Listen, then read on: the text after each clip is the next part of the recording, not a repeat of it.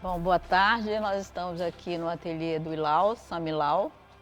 Eu sou Neuza Mendes, é a convite do diretor do Museu da Vale, Ronaldo Barbosa. Estou mediando essa conversa. Agradeço ao Ronaldo pelo convite e à Ilau por nos receber. Vou fazer uma breve apresentação de Ilau. Ilau entrou na universidade como aluno em 1973. Em 1977, ele ocupa a cadeira de professor na universidade. Nesse período, ele frequentou o Festival de Inverno de Ouro Preto, oficina de gravura, foi premiado em um dos festivais. Tem um percurso muito grande ao longo desses anos, com representação em galerias nacional e internacional, com exposições também que ocupam desde o panorama da arte brasileira, a Bienal de Berlim, do papel, qual o Ilau também foi premiado. E em 1997, ele abdica da sala de aula e se dedica inteiramente ao seu ateliê. Ilau, que bom, obrigado por nos receber. E acho que o seu nome, Ilau Samilau, é a chave para a nossa conversa, né? É o fio condutor para iniciar a nossa conversa. Então, principalmente sobre a imigração. Tá.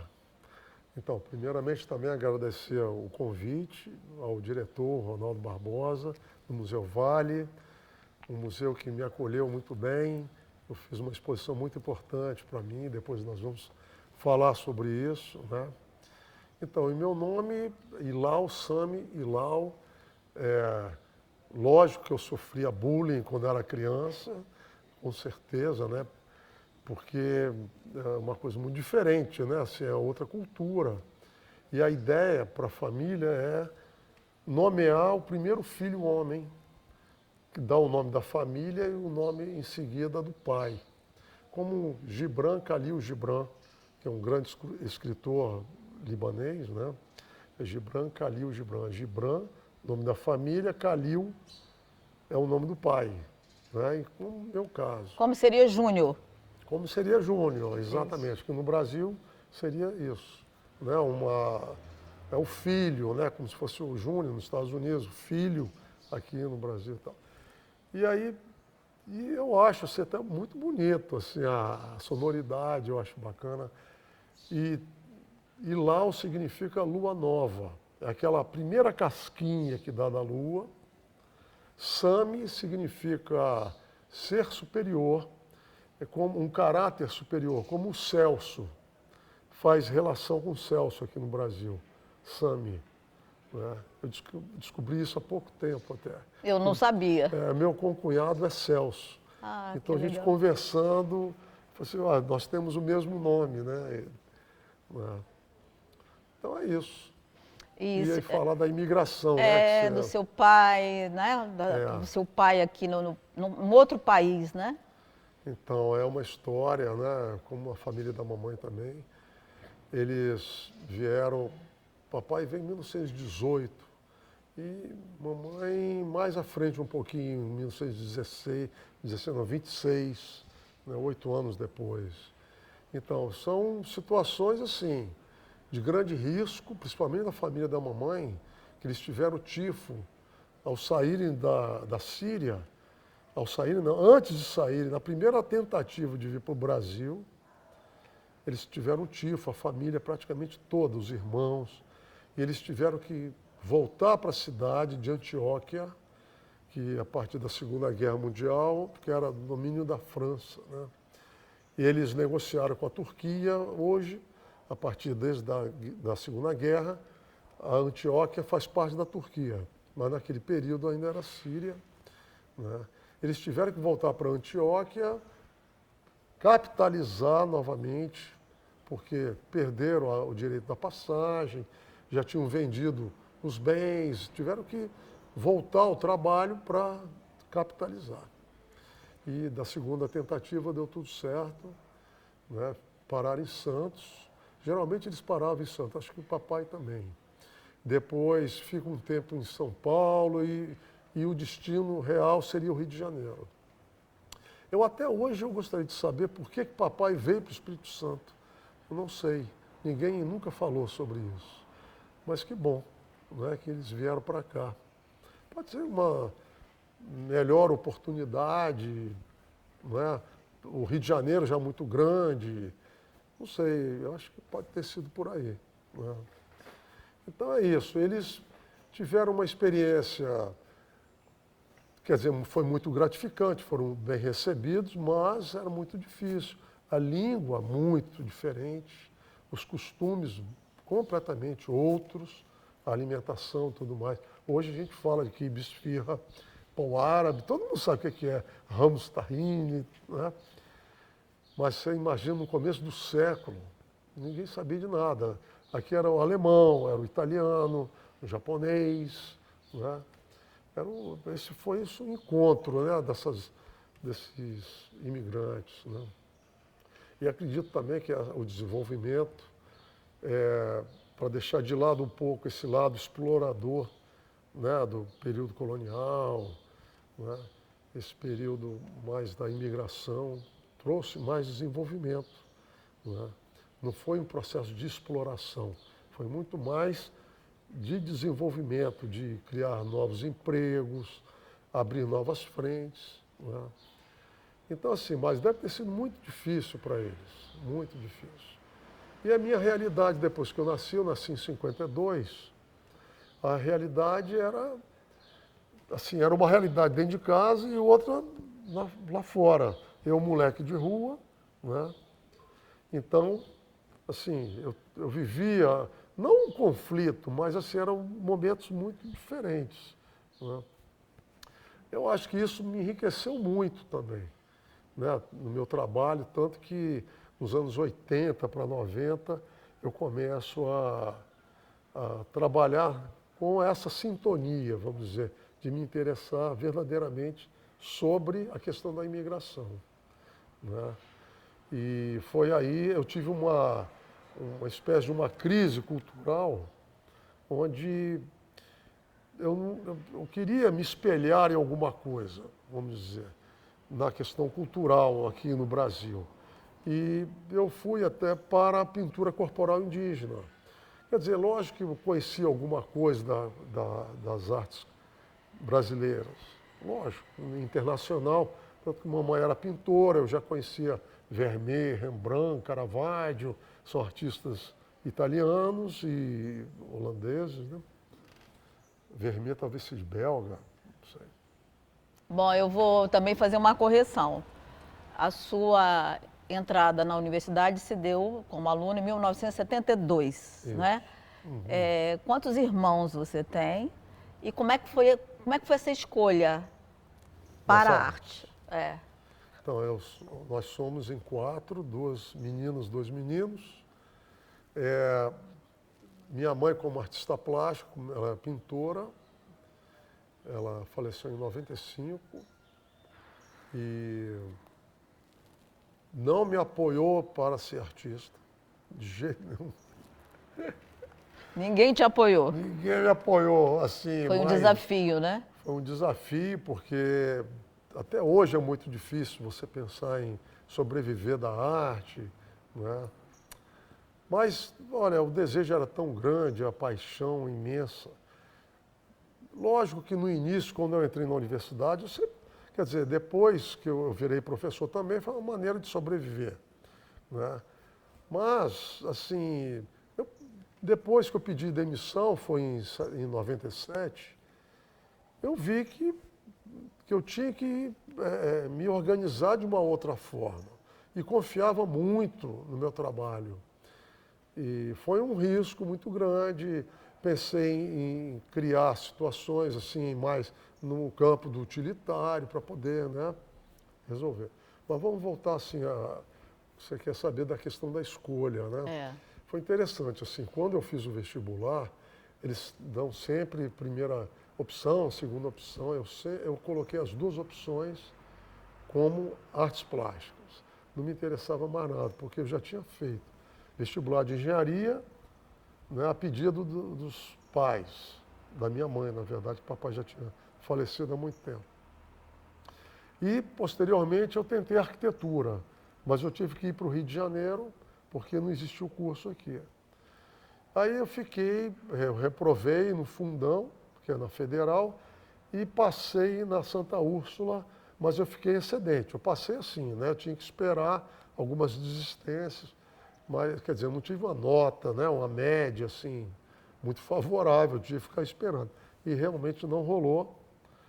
E eu voltei para Vitória e, em seguida, eu fiz o vestibular de artes plásticas, né? Muito a contragosto, né, da minha mãe.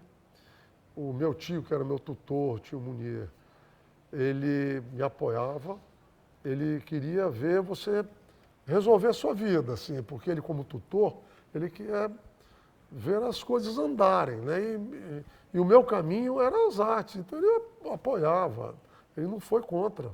Incrível, assim, para uma pessoa que não tinha consciência, assim, da situação, né?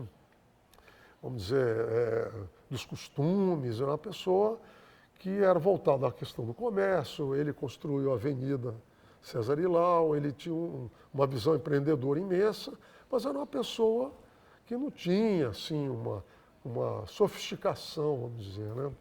Para poder entender o que é fazer um curso de artes. Mas eu vou voltar um pouquinho da questão dos meus irmãos também. Os meus irmãos, eles sempre demonstraram algum interesse pela música, como eu também. O meu irmão mais novo, que é o Samir, ele gostava muito da poesia e até que fez um pouco de cinema também, né?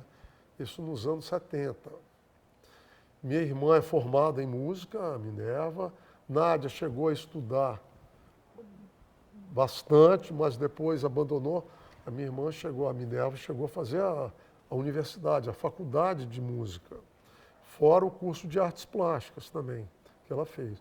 Então a casa, sim, era com minha mãe ali. Respirava arte, né? Respirava arte. Era muito diferente das outras famílias, né? Minha mãe me levava, tinha uma sociedade de cultura artística aqui em Vitória. Edith Bulhões, né? Edith Bulhões, eu tentei lembrar o nome dela, você ajudou aí. Então, ela que organizava as apresentações, convidava grandes pianistas. E eu, com 5 anos de idade, minha mãe me levava. Levava minhas irmãs também. Meu irmão já é mais temporão, tem 4 anos de diferença. Então, a música, ela, quem sabe se um dia eu retomo esse processo musical. E é o piano, o instrumento é o piano? É o piano, sei lá, eu gosto de tocar o piano, mas de uma forma muito singela, não tem nada pretensiosa, assim, né, a maneira de me apresentar, de jeito nenhum. Mas eu acho que, indiretamente, nas artes plásticas, tem algumas séries que eu sinto a presença da música. Entrou. Não é? Tem o ritmo. Tem uma série, até o que apresentei no Museu Vale, do seu Sami, que é meu pai, né? Eu chamo de partitura. São grandes papéis como partituras, né? Então, eu acho que, de alguma maneira, eu trabalho muito com ritmo, com gesto. Então, são formas de você lidar com outro universo dos sentidos, né? E você consegue traduzir, dar vazão àquilo que você tem tanto interesse, tanta paixão. Porque música, eu acho que eu gosto mais de música do que artes plásticas, se falar a verdade. Mas é verdade, assim, eu tenho paixão, assim, música clássica, que seja Tom Jobim. Né? Você gosta para se deliciar, né? Para o nosso bem, ele faz, né? O inventor. Eu queria voltar um pouquinho ao período, quando você entra na escola, da prática do Festival de Inverno de Ouro Preto, né? O festival nos deu uma formação muito grande e também do seu encontro com o papel. E você montou também na universidade uma oficina de papel. Né? Acho que tem um trajeto aí que ele vai se reverberando ao longo da sua trajetória. Isso, bem lembrado. os festivais de inverno eu acho que existe ainda, não tenho certeza. Era muito interessante porque na universidade você tem as disciplinas, são todas muito fragmentadas, tem aquela carga horária para cumprir semanal. No festival há uma concentração daquele assunto. Existem as pessoas do seu lado, né, dentro da mesma oficina, ali discutindo com você, quer dizer, existe um aprofundamento imenso. E eu acho que você tira muito mais partido de um festival do que exatamente uma grade curricular dentro de uma universidade. Eu tenho várias dúvidas assim quanto a essas questões, mas eu fiquei muito feliz, vou adiantar uma coisinha, que com o professor Vilar, nós desenvolvemos um projeto em Nova Almeida, que é o Festival de Verão, que, pegando carona no Festival de Inverno, fizemos algo muito bonito. E convidando grandes... Uma década, né? Foi uma década. Eu acompanhei até 6 anos. Depois, Rosana Pasti entrou e ajudou a dar continuidade. E o Vilar seguiu, né? O projeto era dele, né? A responsabilidade total, né? Mas foi muito interessante, muito. Eu acho que aquilo... Eu tentava fazer algumas oficinas, mas eu também, como coordenador, a gente tinha que parar para resolver problemas da logística, da história. Né? Mas eu acho, assim, é um benefício, como as semanas de arte, você deve lembrar na universidade. Sim. E eu acho que é um aprofundamento, ver a pessoa, você ficar uma semana com a pintura, com desenho, com uma gravura, né? Bom, aí voltando para os festivais de inverno, eu entrei para fazer arte, na verdade, por causa da gravura. Meu interesse pela gravura nunca foi bem pela pintura, foi sempre pela gravura, é impressionante. Eu vi da Divina Comédia, aquelas ilustrações de Gustavo Doré, eu falei, o que é isso? Como é que pode uma coisa dessa, né? E é interessante porque, por exemplo, Evandro Jardim veio expor aqui em Vitória, convite como é que é? Galeria de Ensino e Pesquisa, que a dona Jerusa, na época, coordenava. E que exposição maravilhosa, até hoje. Para mim é um dos grandes artistas, o Evandro Jardim, do Brasil. Apesar de ser uma linguagem assim, essa linguagem de rupturas e tudo, mas tem uma tradição e tem uma poesia espetacular. Né? Então, isso aí foi reforçando esse interesse. E hoje, quando eu trabalho, eu sinto a presença da gravura o tempo inteiro, é impressionante. Tudo que eu faço tem a ver com essa linguagem, a linguagem da gravação, a linguagem da repetição, porque são edições que você, quando você faz a matriz, você tem edições daquela imagem. Só que eu subverto, né? Eu vou fazendo outras coisas. Bom, eu estou entrando em outro assunto, depois a gente conversa sobre isso. Então, o festival de inverno, eu fiz gravura em metal. No ano seguinte, o João Qualia, eu fiz com Marília Rodrigues, que é falecida, e João Qualia, infelizmente, também faleceu há pouco tempo. Fiz litogravura com o João Qualia, né, no ano seguinte.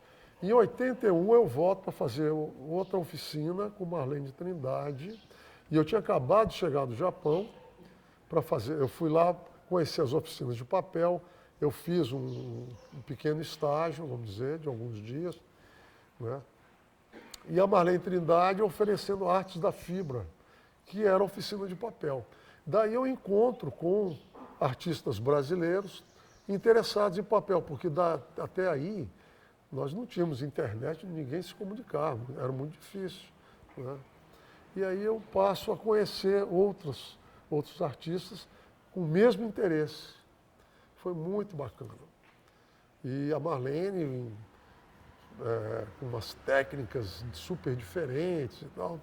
Mas a oficina no Japão foi interessante, assim, porque me deu parece assim que realmente mexe com a gente, que você sai do país, vai ver uma técnica que ninguém conhece. Milenar, né? É milenar e que é o papel, né? Muita gente até hoje não sabe que é feito de celulose. O que é celulose, né? Celulose como fibra, né? Como retirada das plantas e tal. E meu interesse muito sempre foi de fazer o papel de algodão, né? Porque aí já era uma influência não japonesa, e sim europeia, né? Então, assim, eu acho que os festivais foram muito benéficos. Foi uma Me base de aprofundou. formação, né? Muito Cheguei boa. do Japão, já fui na oficina de papel, aí já me aprofundou, conheci outras pessoas, depois participei com a questão do papel em exposições na Índia, no Equador, em outros lugares, né? Já organizados pelos papeleiros brasileiros, organizar as exposições, né? Bom, em 81 eu estive então no Japão, Já é a segunda vez. na primeira vez. Primeira vez. A convite do monge Daijo, do mosteiro Zen budista aqui de Ibiraçu, no Morro da Vargem. Agradeço até hoje imensamente por essa oportunidade que ele me deu. Em 88 ele já me convida novamente, eu já fui com minha esposa, com a Thaís. Em 88 conheci outras oficinas de papel. Quer dizer, isso tudo vai te reforçando, né? Vai te estabelecendo, né? Te dando seriedade com essa pesquisa, né? E foi muito bacana essa oportunidade, e foi muito difícil de conseguir endereços de oficinas. E ele, como monge zen budista, com os amigos dele que são monges também, conseguimos endereços de outras oficinas, porque era muito difícil conseguir. E ele conseguiu. E a produção desse período, o papel era suporte da pintura ou Aham. existia já um embrincamento dos dois? Então, isso aí foi muito no início, porque, só para você entender, em 86, quando a Galeria Usina do Márcio Espíndola inaugura, ali eu estou com um papel como suporte, mas já com uma certa densidade na pesquisa. Antes, eu estava engateando, assim, nesse trabalho, né? Cheguei a fazer experiências com marca d'água, mas era um trabalho muito ainda simplório, né? Mas me aprofundando, trabalhando. Isso é muito interessante, porque é o seguinte, no Espírito Santo, naquele período eu tinha o linho da Braspérola, que é uma grande fábrica, infelizmente fechou. O linho vinha da Bélgica. Tínhamos filial deles também, que é a manufatura de tecidos aqui em Jucutuquara, Juta, que vinha da Índia e do Amazonas. Você vê, hein? Era meu destino fazer papel. Seda pura em Vargem Alta. Vargem Alta. Isso. Uma fábrica abandonada. Uma fábrica que foi até de um grande amigo da minha família, seu Ábido Germani, que acabei ganhando de presente uma quantidade imensa de fibras de seda pura. Você vê, produção de seda pura, do fio. Eu tinha juta, seda, linho, e o algodão, eu tinha os trapos de algodão, que eu fazia papel do lençol velho, né? das camisolas e tal. Então é muito rico de matéria-prima. Fora o que você vai na natureza, você tem as bananeiras e tem vários tipos de fibra, a juta, que vinha também, que é parente da juta, que eu ia falar daqui do Brasil, seria a taboa, que dá um papel muito parecido com a juta. Então, assim, parecia, meu Deus, meu destino era realmente fazer o papel, porque é uma riqueza de matéria-prima dessa forma, né? Imagina.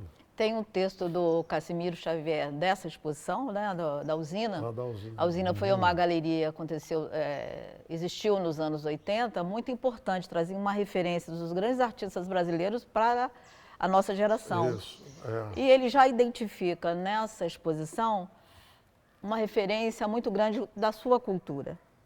E mais à frente tem um texto da Angélica de Moraes, que faz também uma identificação do gesto que você já traz na pintura, mas já ligado também à sua mãe, mas ligado à questão cultural, né? Ela diz o seguinte, palavras dela, entre aspas, sua. A maneira que a minha mãe amassava os quibes, os temperos do quibe, é a mesma maneira que eu uso para fazer o papel.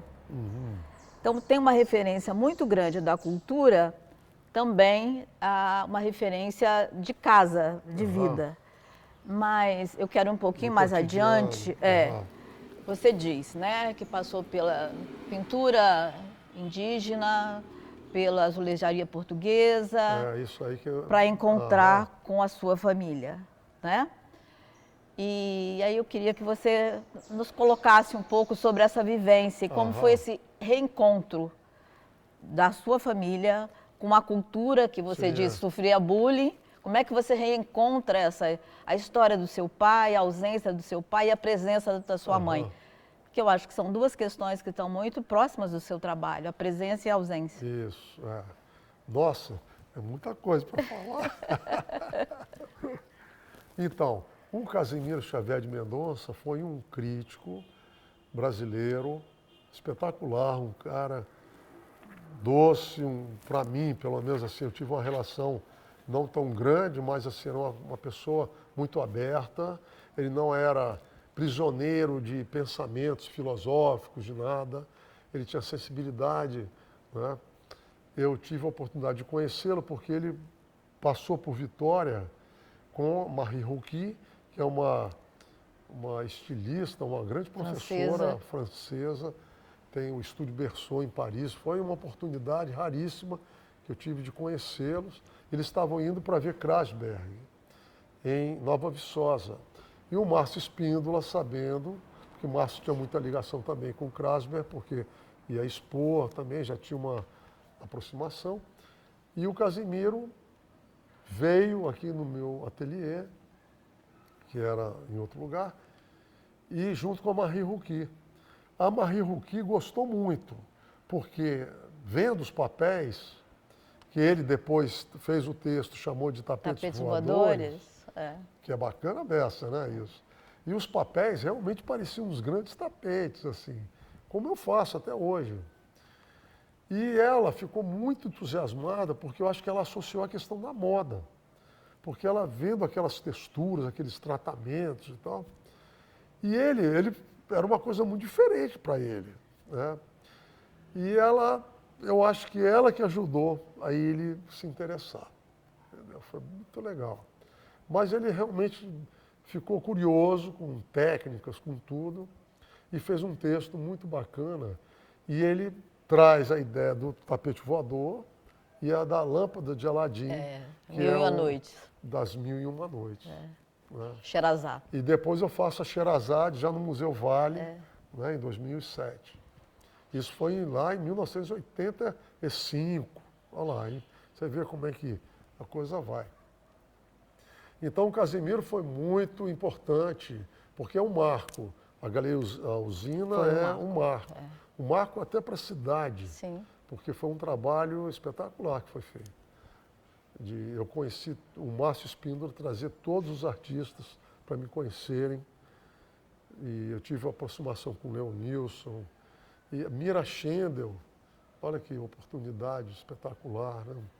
E fora Jorginho Guinle, um monte de artistas, né? E entre outros. Bom, então, isso aí se deu.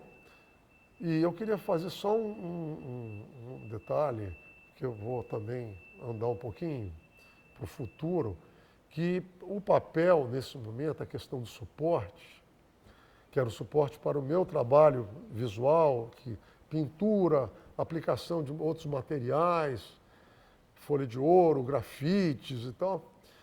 O Zé Rezende, que é um artista paulista, que eu gosto demais dele, do trabalho, um cara muito especial, me fez uma observação que eu sempre falo nas minhas entrevistas, porque é importante ser dito, né?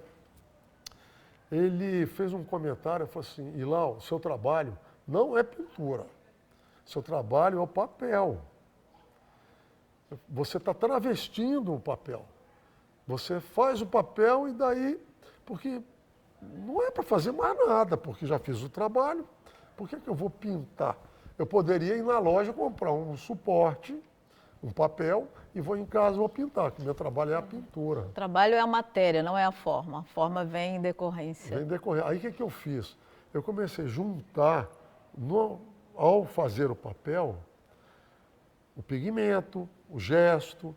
Então, quando o papel era feito, ele já nascia junto com pintura, com textura, com tudo que era preciso ali. Ele, o José Rezende, ele que mudou meu trabalho. Tem uma questão muito interessante que é, você vem da técnica milenar, das técnicas milenárias, e faz uma subversão da técnica, né? Porque você cria dentro, tanto do papel como da gravura, é um uso próprio. O papel, para macerar o papel, você também faz uma opção muito afetiva, que são recolher no entorno roupas de algodão, de familiares, senão você traz uma memória, né? Isso. E a gravura também, que é uma técnica secular, e você também usa a matriz da gravura e vai criando um dispositivo tecnológico para a gravura. Então, durante todo esse processo, há uma mudança da técnica que você translada de uma coisa para outra. E sempre é a matéria que traz essa força, né?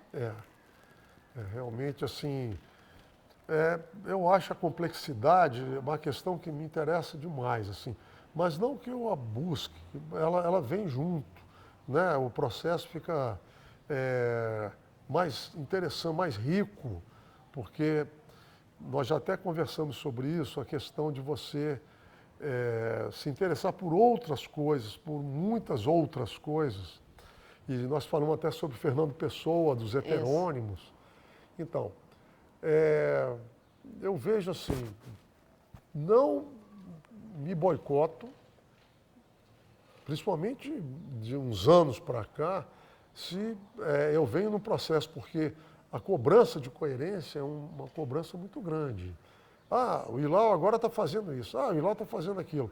Mas existe alguma coisa que vai amarrando isso tudo. Eu vou dando vazão aos meus interesses.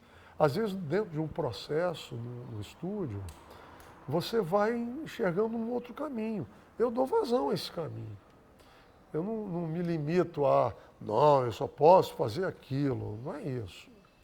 Então, né, dessa forma, eu acho que eu vou criando situações que parecem paradoxais. Porque, por exemplo, fazer o papel, como você estava perguntando, e fazer o trabalho de cobre, que eu faço também. O trabalho de cobre vai para o mundo do computador. E o papel, 3.000 anos de conhecimento. Né? Então eu vou circulando nesse tempo, né? Como uso o laser também para fazer determinados trabalhos. Então é muito interessante, assim, é uma coisa arcaica e futurista. Né? Então isso vai criando também complexidade. Né? Eu acho que enriquece muito o discurso, assim, fica... Eu tenho que me entender também, senão dá uma pirada, assim, né? Tem uma série de trabalhos seus que eu acho que eles são bem ilustrativos, né? Traz uma narrativa do tapete voador, que o Casimiro identifica, e por outro lado do gesto que a Angélica traz, que a metade é plano e a outra metade são arabescos, adornos. E também, bem na sequência, ele começa a trazer algumas palavras que são muito fortes. Eu diria que são psicanalíticas. Que, por quê, como.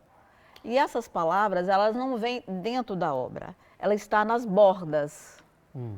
Como se quisesse criar vida, criar forma, dizer só. Né? Eu sei do seu interesse pela palavra, né? Te encanta a palavra, mas essas palavras que, porque, como, tem aí uma base muito grande na sua existência. Porque eu quero chegar no seu Sami. Tá. E eu acho que há um desprender disso. Tem a questão dessas palavras, onde, por quê, como, é do jornalismo. vem do jornalismo. Onde, quem, por quê, né? Quem, né? Que o jornalista vai te indagar onde foi, quem foi, né? E eu comecei a usar, e depois eu fiquei sabendo que os jornalistas que se apropriam muito desses Você ficou sabendo universo. depois, mas Fiquei sabendo depois. antes o que era isso? É. O que era a indagação? Então, é igual a criança perguntando. Meu primo que fala, pula o quê? Pula o quê? Assim, quando era pequenininho, porque com 5 anos de idade você quer saber do mundo, né? Por que assim? Por que isso, aquilo? Né?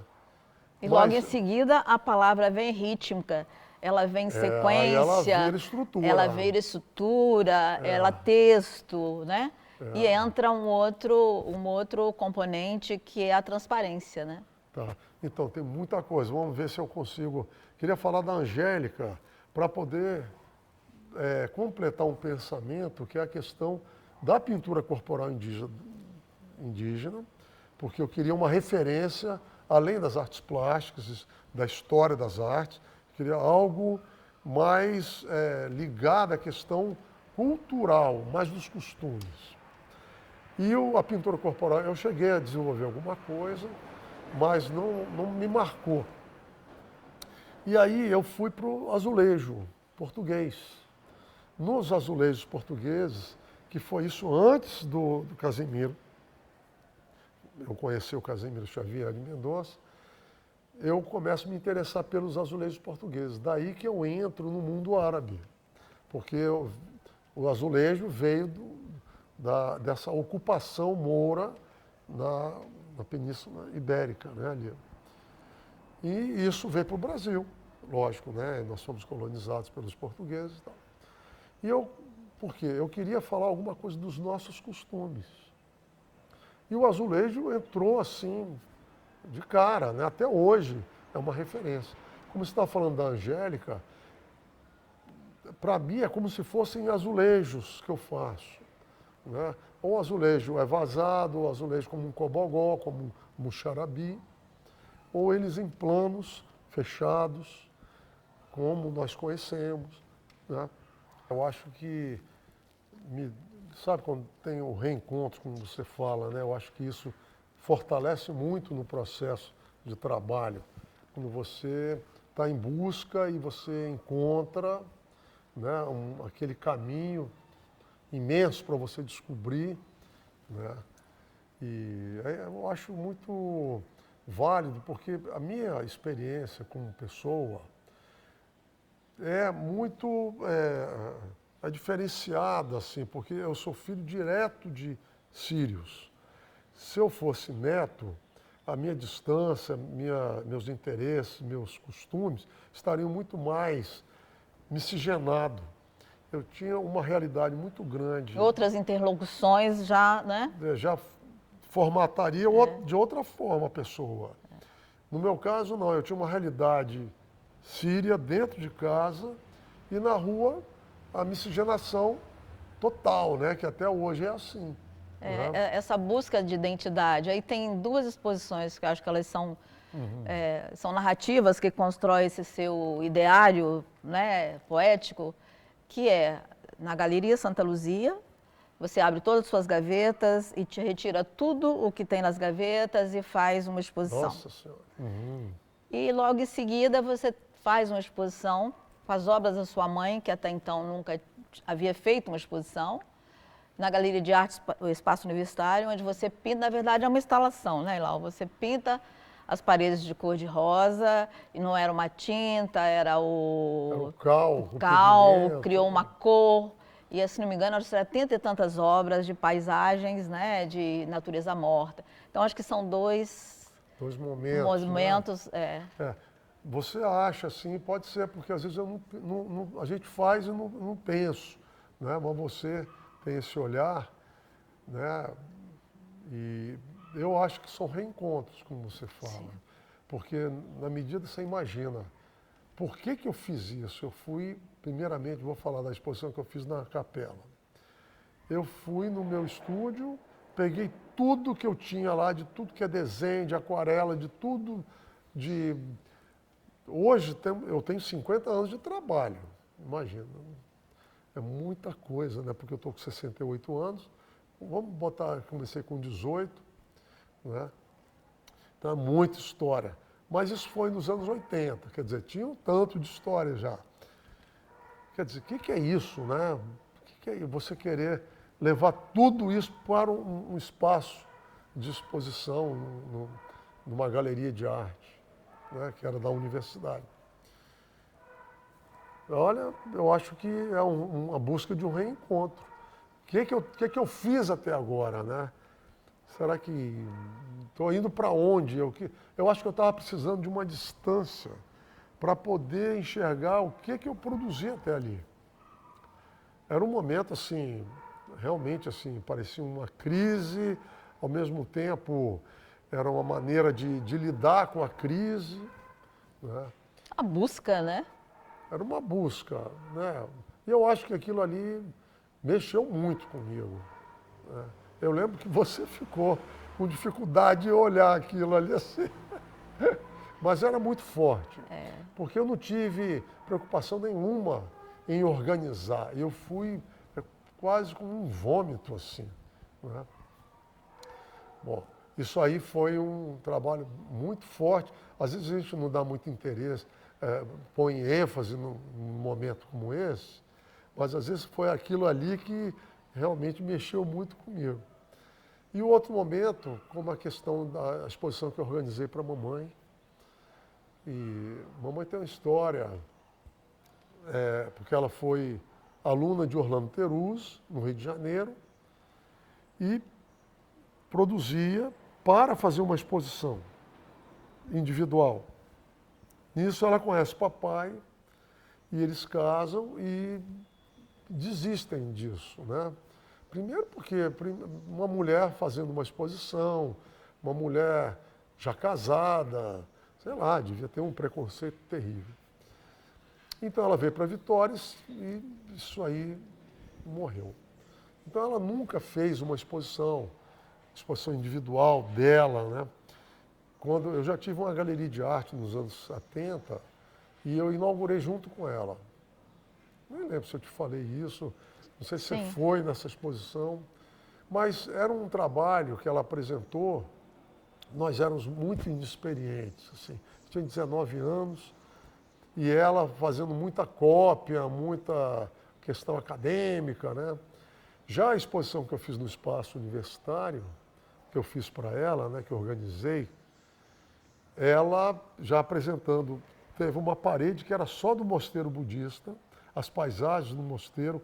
Então era uma parede, não sei se você lembra, tudo verde. Sim. Era muito lindo. Reuni os trabalhos que ela tinha de natureza morta, as flores, que são super bonitas. E foi assim, eu organizei dessa maneira. E, como você acha, pode ser que sim, pode ter sido uma instalação que eu fiz, me apropriando de um trabalho da minha mãe. Lógico que ela era viva, ela recebeu os convidados, quer dizer, era a exposição dela, né? Eu tenho que falar, uma questão, assim, a minha intimidade com o Ilau vem de um estudo que eu começo em 97. Né? Eu fui fazer uma especialização e fiz, o artista que eu pesquisei era o Ilau, sobre a pintura contemporânea. E trazer Ilau foi também uma questão de interrogação, né? Porque a pintura ainda para as pessoas tem a relação da base e a pictórica, a questão muito ligada à tradição. Eu trazia Ilau já com papel, falando da pintura. E durante todo o processo do trabalho, eu percorria esse percurso dele através de outros críticos e também muito depoimento oral. Daí vem uma intimidade um pouco com esse processo que ele vai desenvolvendo, que para qualquer pesquisador isso é um objeto, eu falo com ele sempre, com todas as pessoas, é uma honra e assim é um exercício para poucos, acompanhar o processo de um artista. Eu venho acompanhando o processo de Ilau, então às vezes não é eu que acho, às vezes a situação me leva a pensar assim. E durante esse processo, não estava muito claro, ainda que a questão de identidade era uma questão. Havia a questão existencial, mas não estava muito clara. Tanto que eu perguntava, eu li o Alcorão para conversar com o Ilau. E aí ele falava, o que é isso? Então eu trazia muçulmano, né? Eu trazia outras questões. Outra Ele também estava muito, né? Eu vi que por trás havia outras questões que eram muito mais profundas, que eram existenciais do que a cultura. A cultura, sim, está ali impressa, tudo bem. É um porto seguro, né? Mas essa questão existencial era uma questão muito mais premente. Quando eu falo dessa exposição da mãe dele, ele me relata que a mãe foi pendurar... Vocês sabem que para a cultura do Ilau é proibido, não é que seja proibido, não é comum a representação da imagem, né? E uma vez a mãe estava colocando uma obra na parede e o tio retirou a obra. Quer dizer, na especialização, ele não dizia nada da cultura. Aí eu fiz um caminho, que indivíduo é esse? Eu estou conversando com quem?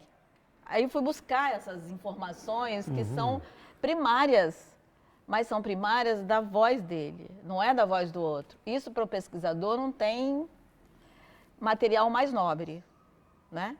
Inclusive, depois que ele sai da universidade, né, ele abdica para se dedicar ao trabalho, e eu venho fazer uma conversa com o Ilau, venho ao ateliê dele, e ele me mostra, o que você está vendo de diferente?